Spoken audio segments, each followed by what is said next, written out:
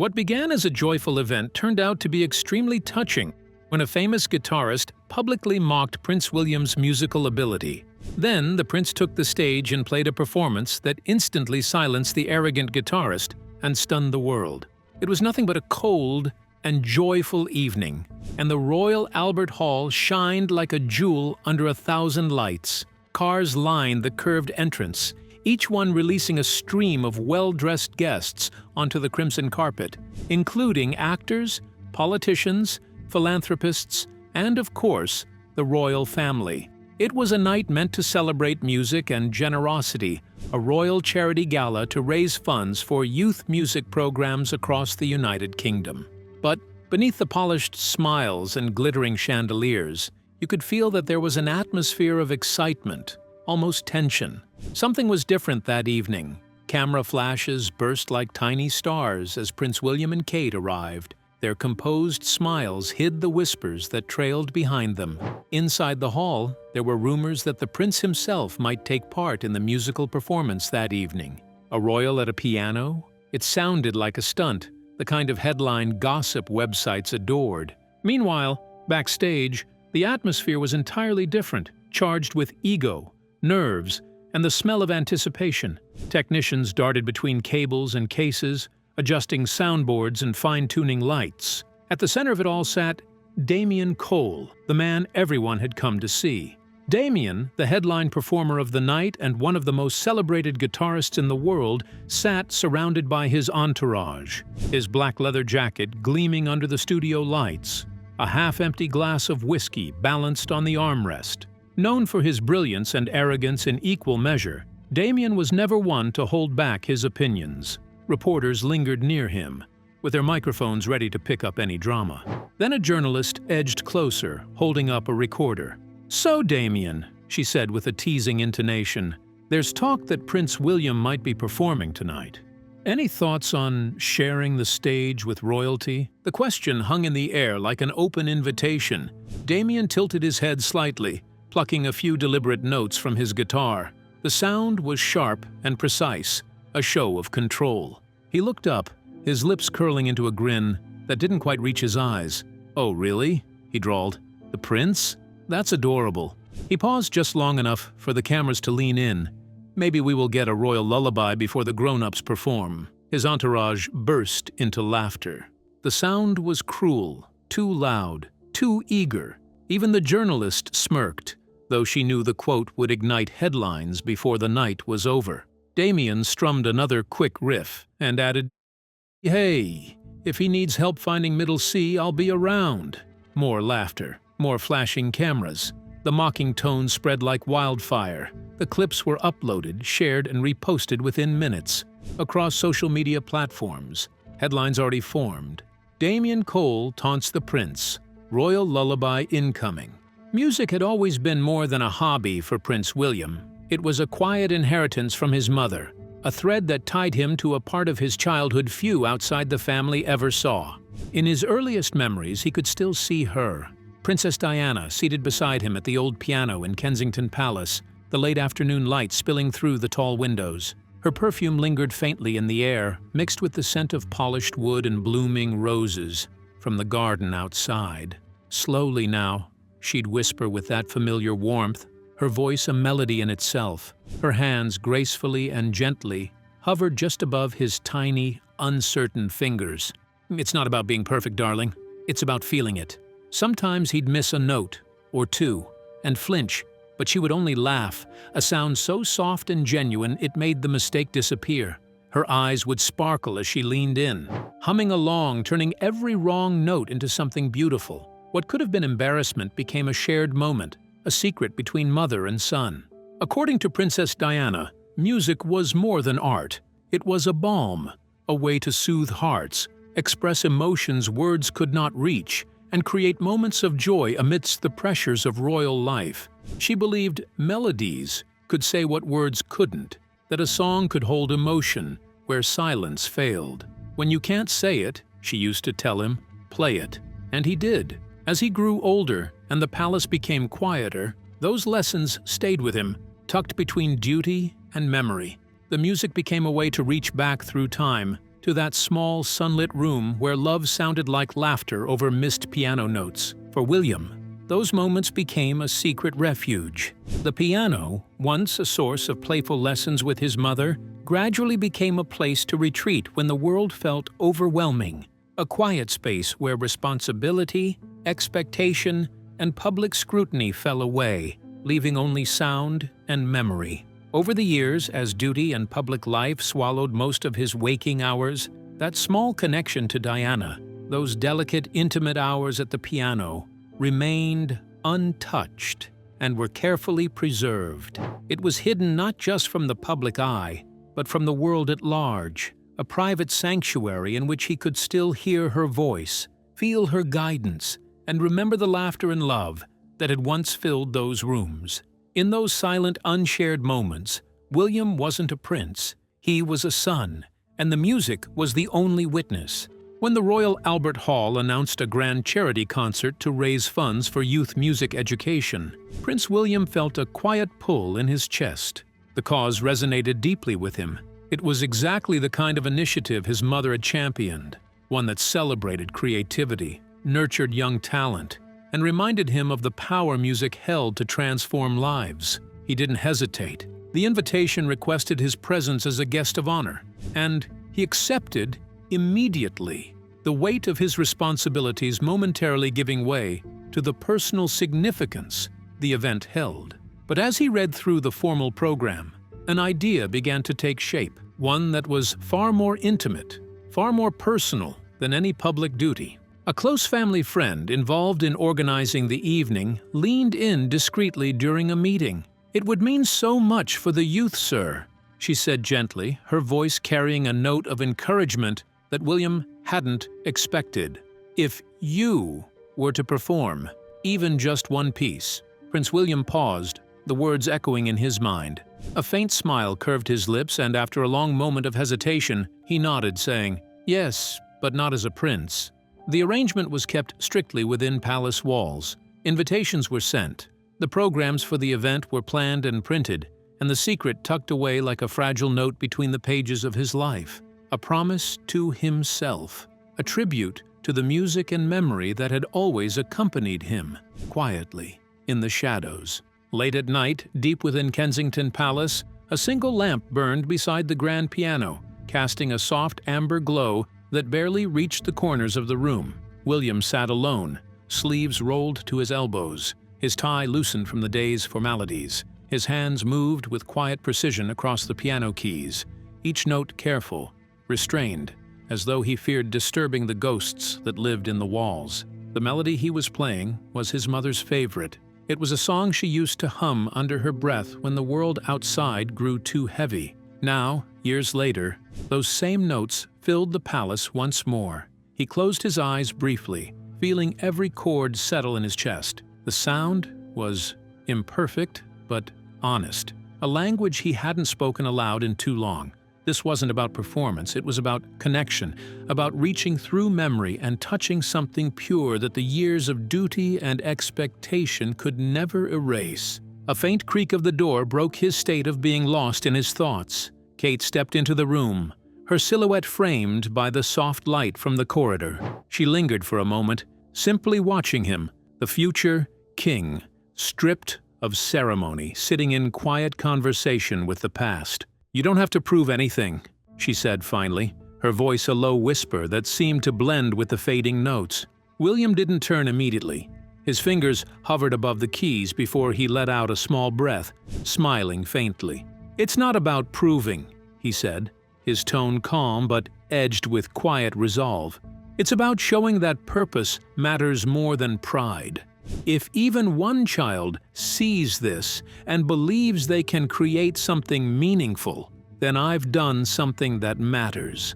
Kate moved closer, the faint rustle of her steps the only sound besides the soft ticking of the clock. She rested her hand lightly on his shoulder, feeling the subtle tension there.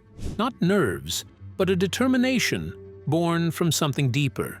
"You've already done something that matters," she said softly. "You have shown our children, and everyone watching, that there's strength in gentleness. That leadership isn't about being louder than everyone else. It's about listening, feeling, and doing what others won't. He looked up at her then, eyes catching the lamplight. For a moment, the titles and expectations melted away. There was no prince, no public figure, just a man, holding on to the last gift his mother had given him. She believed in what music could do, he said, almost to himself. She said it could reach places words never could. I think she was right. Kate smiled, brushing her thumb gently over his shoulder. She'd be proud, not of the performance, but of this, of the reason behind it. He nodded, then turned back to the piano. His fingers found the final chord, pressing down gently. Kate's voice broke the stillness. "Get some rest. Tomorrow, the world will be listening." William exhaled, nodding once. Then let them hear something true. The final note echoed faintly one last time, before the room fell back into quietness, the kind of silence that only music can leave behind. Beyond the palace walls, the world mocked the idea of a royal musician. But here, in this intimate sanctuary, William wasn't thinking of headlines, critics, or ridicule. He was thinking of Diana, of her hands guiding his, of the music that once filled their home, and of the purpose that had always driven him, hidden beneath the weight of titles and expectation. For a moment, nothing else existed, only the piano, the memory, and the quiet determination of a man ready to face the world on his own terms. Across the city, hidden away from the noise and glamour of the night, Damian Cole sat in his private rehearsal studio, a sleek, dimly lit space lined with guitars that gleamed like trophies under soft amber light. The air inside was heavy with concentration, the low buzzing sound of amplifiers filling the silence like background tension before a storm. He sat on the edge of a stool, head bowed slightly, while his fingers resting on the fretboard. The world called him a genius, a virtuoso who played as though the guitar was an extension of his own soul. But those who worked closest to him knew better. Damian wasn't chasing applause. He was fighting perfection. Each note he played carried weight. The rhythm wasn't just practice. It was a ritual. He would play a single phrase a dozen times, stopping to adjust his tone, his timing, even the way the strings breathed under his fingertips.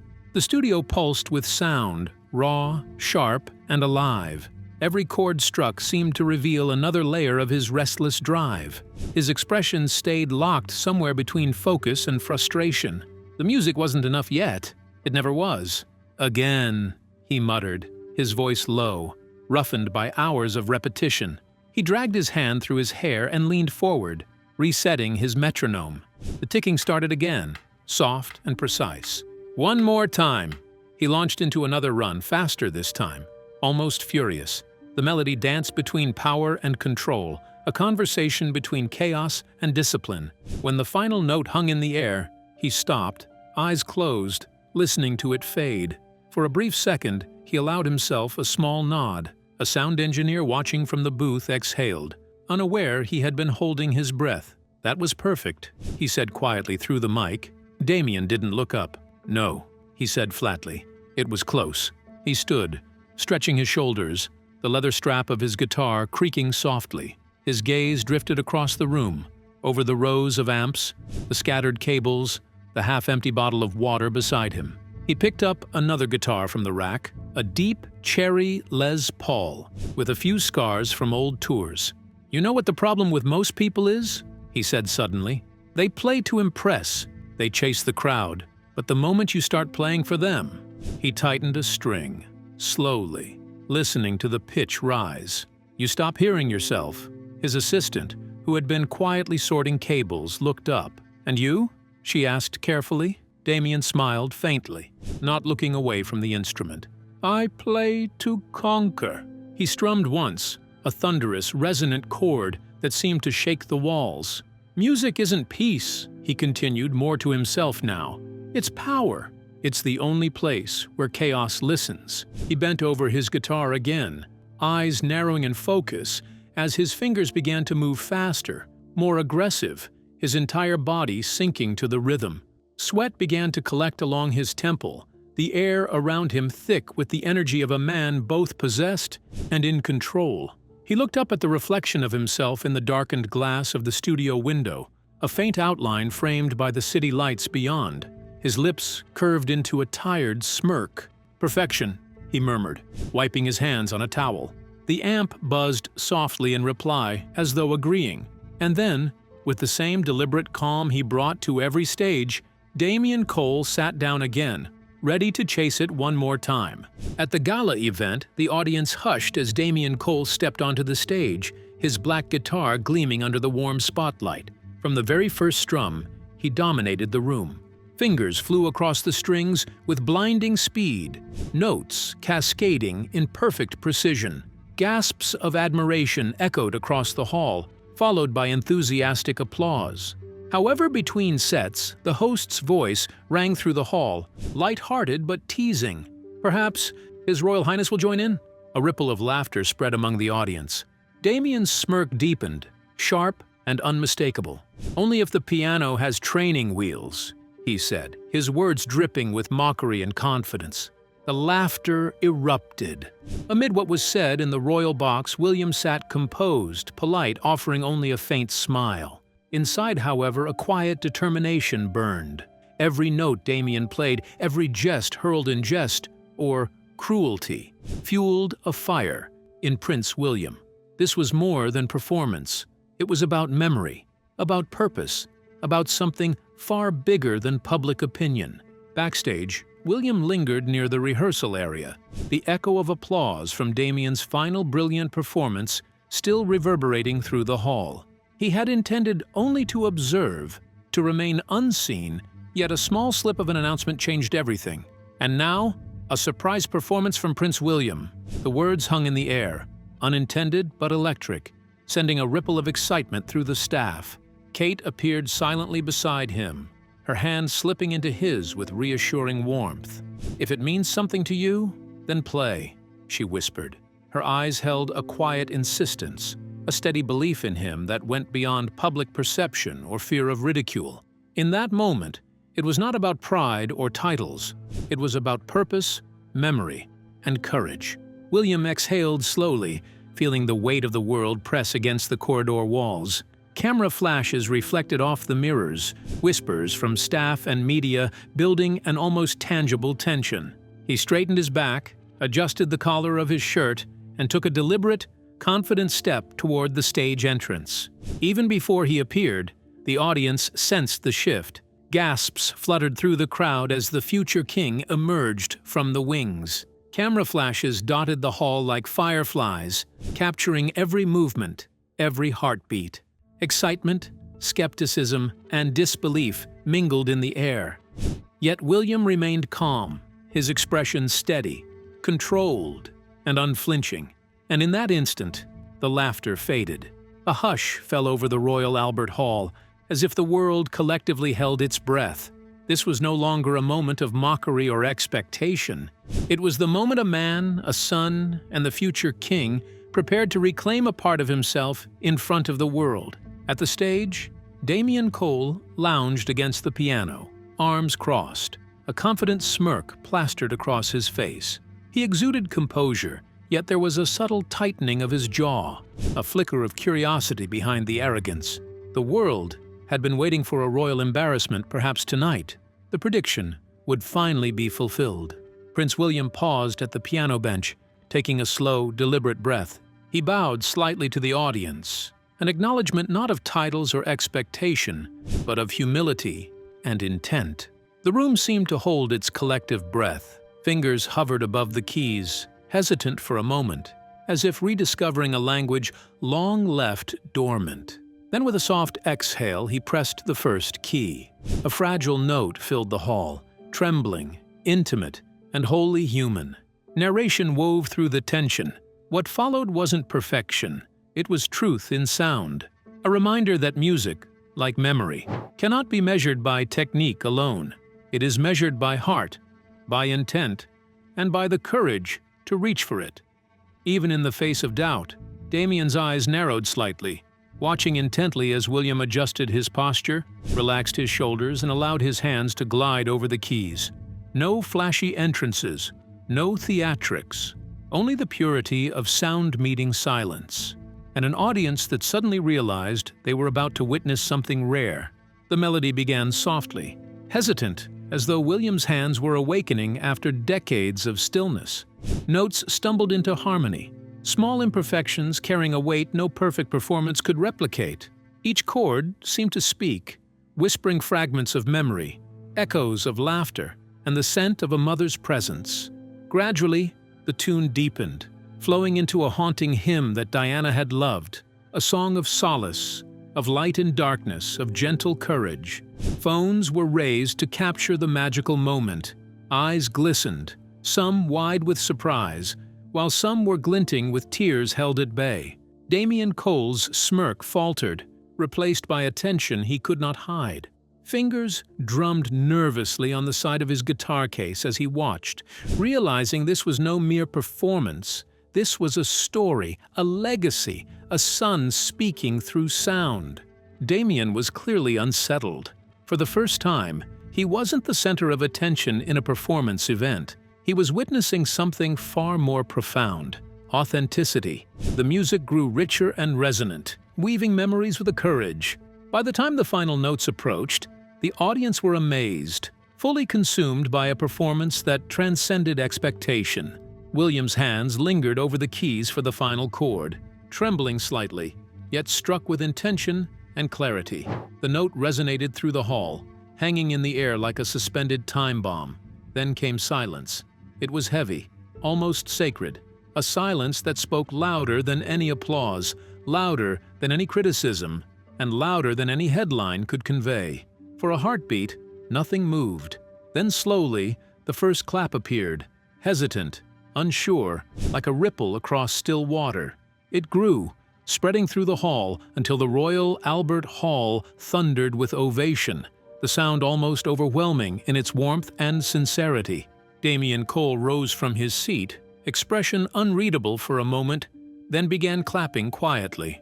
Immediately his movements were full of respect, not rivalry.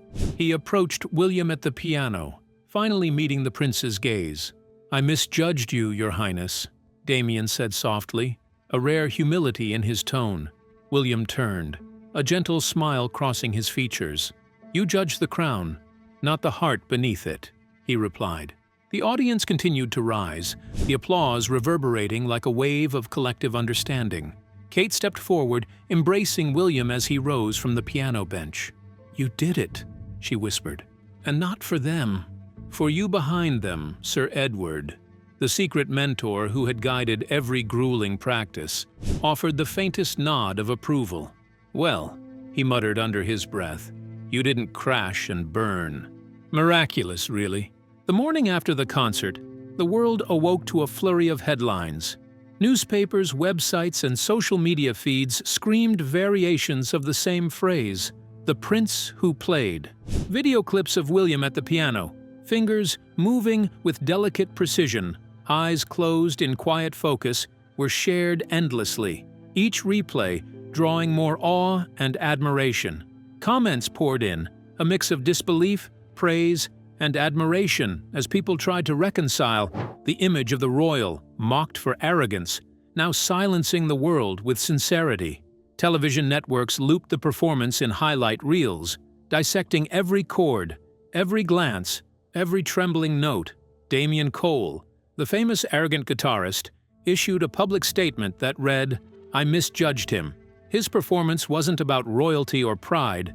It was a gift, raw, authentic, and inspiring. I hope to share the stage with him for charity in the near future." In the music world, the buzz was striking. Critics who had been ready to write scathing reviews found themselves hesitant, compelled by the courage and emotion of the performance. Fans debated online, some even claiming they had tears in their eyes.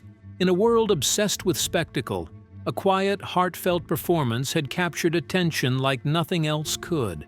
Damian's later invitation for a joint charity concert made headlines, too. It was unexpected, a gesture of humility from someone who had once mocked a prince, and the world noticed. Back at the palace, William and Kate sat at the breakfast table, the morning sun spilling across the room. Plates of untouched toast and steaming coffee waited, but neither spoke immediately. The silence carried the weight of the night before. Kate reached across the table, taking his hand gently. "You didn't just play music, you played your truth. she said. Her voice was soft, yet firm, carrying pride and relief. William smiled, leaning back in his chair, fingers loosely intertwined with hers. "Maybe tonight, someone else will believe they can too," he replied. "If one child watching that performance decides to pick up an instrument or finds courage in a small way, then every ounce of doubt was worth it." Kate squeezed his hand. "That's what matters. Not the headlines, not the applause, but the change you inspire." He nodded, a quiet contentment in his eyes. The palace staff moved around them, delivering morning duties. But in that small room, the world outside felt distant. William's thoughts lingered on the children, on the music, on Diana's vision of giving young people hope. For the first time in a long while, the burdens of expectation felt lighter, replaced by purpose. Weeks later, clips of Williams' performance were used in promotional videos for the charity. Donations surged, youth orchestras sent letters of thanks, and music schools across the country highlighted the concert as a turning point for inspiration. Children recorded themselves playing the same hymn, their tiny hands reaching for the keys with determination. William watched a lot of these clips from a quiet palace room, Kate by his side. When the world laughed, he didn't fight back with pride. He answered with purpose, Kate murmured, her voice reflecting both awe and affection. "And that silenced the world," William added, a faint, satisfied smile crossing his face. In the weeks that followed, invitations came from across the globe, not for pomp or ceremony, but for collaboration, mentorship, and music outreach. A prince had played, and in doing so, he reminded everyone watching that courage, humility, and sincerity could leave a mark far deeper than spectacle ever could. The legacy was clear. In a world that loved noise, criticism, and rivalry, the quiet truth of heart and purpose had resonated louder than any applause.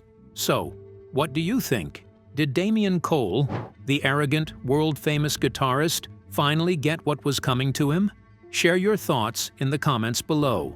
Also, don't forget to like, follow, share, and subscribe for more. Click on the next video on your screen.